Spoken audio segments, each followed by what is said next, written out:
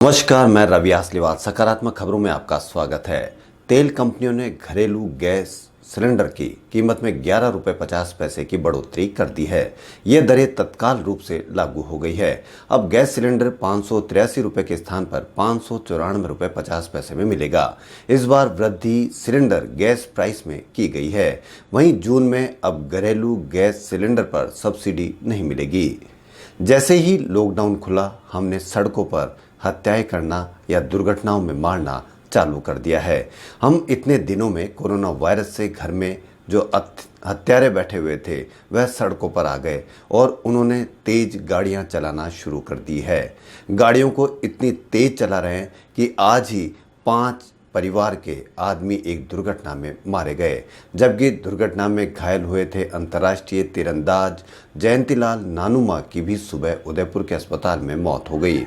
इस तरह से हम मारते रहेंगे, चाहे कोरोना वायरस हमारे लिए कितना ही खतरनाक हो। लेकिन जैसे ही यह खुला, लॉकडाउन खुला, हमने सड़कों पर वापस दुर्घटनाओं से हत्याएं करना शुरू कर दिया है। यह हमारे समाज को मारना है। यही हमारे समाज का नया चेहरा है। राजस्थान में सोमवार को 269 नए कोरोना संक्रमित मिले हैं। वहीं जयपुर में 3 और बीकानेर और 12 में एक एक मरीज की मौत हो गई। इन्हें मिलाकर कुल 9,100 संक्रमित मिल चुके हैं। केरल में सोमवार को मानसून ने जबरदस्त दस्तक दी है। भारतीय मौसम विभाग ने केरल के 9 जिलों में बारिश का येलो अलर्ट जारी किया है। मानसून विभाग ने बताया कि सोमवार को मानसून केरल तट से टकरा चुका है, लेकिन कम दबाव के क्षेत्र की वजह से यह धीमा है। 3-4 जून के बीच मानसून की वजह से भारी बारिश की आशंका है। केरल के ज्यादातर इलाकों में तेज बारिश हो रही है, जिसकी वजह से तापमान में भी काफी गिरावट दर्ज की गई है। मशहूर संगीतकार जोड़ी साजिद वाजिद की कोरोना वायरस संक्रमण से सोमवार को मौत हो गई। 45 वर्षीय वाजिद खान पहले से ही किडनी की समस्या से भी पीड़ित थे। वाजिद 1 सप्ताह से कोरोना से जूझ रहे थे और 3 दिन से वेंटिलेटर पे थे। मल्टी ऑर्गन फेलियर के कारण उनकी मौत हो गई। राष्ट्रीय राजधानी दिल्ली में लगातार बढ़ते कोरोना के मामलों के बीच दिल्ली के सीएम अरविंद केजरीवाल ने बड़ा ऐलान करते हुए दिल्ली सरकार ने 1 हफ्ते के लिए राज्य की सीमाएं सील करने का फैसला किया है। अब दिल्ली से गुरुग्राम किसी को भी प्रवेश नहीं करने दिया जाएगा। राजस्थान में अंधड़ बारिश का दौर लगातार जारी है। कई देर तक यह दौर चलता रहा और बारिश होने से लोगों को गर्मी से तो राहत मिल गई, जबकि किसानों के चेहरे भी खिल उठे। बारिश होने के कारण किसानों ने जुताई करना शुरू कर दिया है। वहीं कोरोना संक्रमण के चलते एक सुखद खबर यह है कि चीनी वैज्ञानिकों ने कोरोना वैक्सीन 99% कारगर वैक्सीन बनाने का दावा किया है। इसके 10 करोड़ डोज बन रहे हैं। बायोटेक कंपनी सिनोवैक ने कहा कि 1000 से ज़्यादा लोगों पर वैक्सीन के ट्रायल हुए हैं। अगले ट्रायल ब्रिटेन में किए जाएंगे। भारत दुनिया का 7वां सबसे ज़्यादा कोरोना पीड़ित वाला देश बन गया है। जर्मनी और फ्रांस को उसने पीछे छोड़ते हुए 1,90,000 के ऊपर यहाँ कोरोना के मरीज हो गए हैं। राजस्थान में कोरोना वायरस के पूरे मरीज 9,100 रोगी मिल चुके हैं। कोरोना संक्रमित शुरुआती 72 दिनों में करीब 4,000 मरीज आए थे, जबकि पिछले 20 दिन के अंदर ही 5,000 से ज़्यादा संक्रमित मिल चुके हैं। विमानन नियामक डीजीसीए ने एयरलाइन से कहा है कि संभव हो तो विमान में बीच की सीट खाली छोड़े।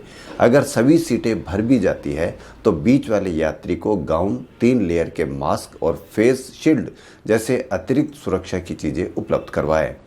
सीडीएससीओ ने अमेरिकी कंपनी गिलियड की दवा रेमडेसिवियर को भारत में कोरोना वायरस के इलाज के लिए इस्तेमाल करने की इजाज़त दे दी है। अब कंपनी भारत में दवा को बना और बेच भी सकती है। लॉकडाउन के 73 दिन बाद जयपुर डेयरी बुधवार को शहर में दोनों समय दूध सप्लाई करेगी। अभी डेयरी शाम को दूध सप्लाई नहीं करती थी और केवल सुबह ही दूध सप्लाई कर रही थी। वहीं सुखद खबर, मानसून ने भी केरल में सोमवार को तय समय में ही दस्तक दी। मौसम विभाग का अनुमान है कि पूरे देश में मानसून 8 जुलाई तक पहुंच जाएगा। लेकिन अरब सागर से उठा चक्रवाती तूफान निसर्ग उत्तरी महाराष्ट्र और दक्षिण गुजरात की तरफ बढ़ रहा है। यह भयंकर रूप ले सकता है। इसके 3 जून को दोनों क्षेत्रों से टकराने के आसार हैं, जिससे वहां भारी बारिश हो सकती है। मानसून के राजस्थान में भी इस बार तय समय पर ही यानी 24 या 25 जून तक प्रवेश करने की संभावना है। जयपुर में 29 जून तक मानसून पहुंच सकता है और यहां 23 सितंबर तक विदा हो सकता है। राजस्थान में इस बार औसत 107% बारिश का अनुमान लगाया गया है। इसमें 8% तक त्रुटि की संभावना रहती है, यानी वह 8% तक कम हो सकता है या ज़्यादा भी हो सकता है। HDFC बैंक ने मोरेटोरियम को 3 महीने के लिए और बढ़ा दिया है, यानी ग्राहक अगस्त तक बैंक के लोन पर EMI से छूट ले सकता है। जो ग्राहक ये छूट चाहते हैं उन्हें बैंक की वेबसाइट पर जाकर विकल्प चुनना होगा। यह सुविधा सभी लोन EMI पर मिल सकती है। क्रेडिट कार्ड, होम लोन आदि पर यह भुगतान पर मिल सकती है। एयर एशिया इंडिया डॉक्टर को घरेलू मार्गों पर एक तरफा यात्रा के 50,000 रेड पास देगी। इसमें मूल किराया माफ होगा और सिर्फ टैक्स देना होगा। यह कोरोना वायरस से वॉरियर्स को कोविड-19 के खिलाफ लड़ाई में डॉक्टरों के योगदान के सम्मान में रेड पास दिया जा रहा है। यात्रा 1 जुलाई से 30 सितंबर 2020 के बीच की होनी चाहिए।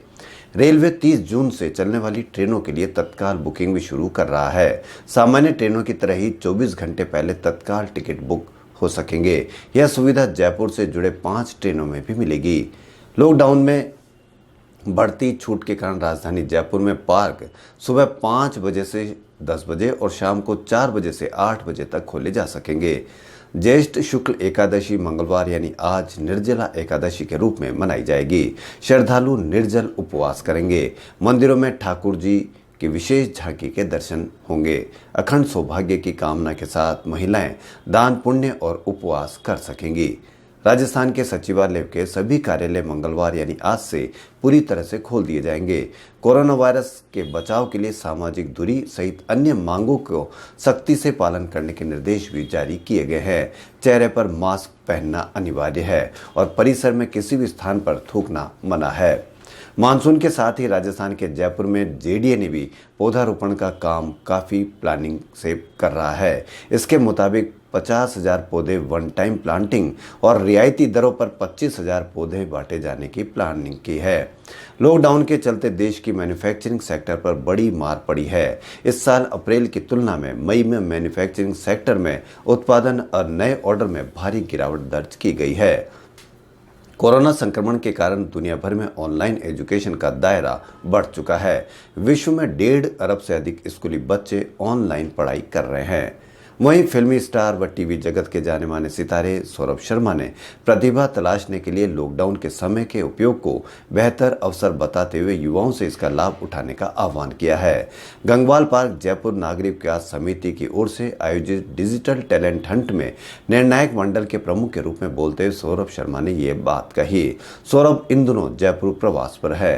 प्रमुख कला मर्मज्ञ राजीव आचार्य ने भी श्रेष्ठ प्रदर्शन के लिए प्रतिभाओं की सराहना की। प्रतियोगिता के तहत ड्रामा, नृत्य और गायन की 40 से अधिक प्रस्तुतियां की गई। भारतीय उपभोक्ता परिषद के राष्ट्रीय अध्यक्ष डॉक्टर अनंत शर्मा ने विजेताओं के नामों की घोषणा की और प्रतियोगिता का आयोजन समिति के मंत्री RS टांक ने किया। परिणाम के अनुसार एक्टिंग और मिमिक्री प्रतियोगिता में अंचित और वैशाली टाग प्रथम और अबीर सोडानी सेकंड रहे। गायन प्रतियोगिता में प्रथम ग्रुप में साक्षी माहेश्वरी प्रथम और दिशा बंसल और सांची जैन द्वितीय रहे। गायन प्रतियोगिता के ही अंकित मालपानी प्रथम, माला निधि द्वितीय और गौतम गुप्ता व सीमा सोडानी तृतीय रहे। गायन के तृतीय ग्रुप में स्वरूप नारायण माथुर प्रथम, उर्मिला टांक और सुभाष चंद्र द्वितीय रहे। फ्री स्टाइल डांस प्रतियोगिता के ग्रुप प्रथम में निर्णय मालपानी प्रथम और द्वितीय पर तनिषा सोडानी रहे। सागर को सांत्वना पुरस्कार प्राप्त हुआ। दान सिंह के ग्रुप ए में शुभम प्रथम और ऋषि बंसल तृतीय रहे और अनुष्का चटर्जी तृतीय स्थान पर रहे। डांसिंग के ग्रुप में मालपानी प्रथम, सोनल गर्ग और अनीता कंवर तृतीय स्थान पर रहे। खबरों में फिलहाल इतना ही। यदि आपको हमारा चैनल पसंद आए तो लाइक, सब्सक्राइब और शेयर अवश्य करें। धन्यवाद।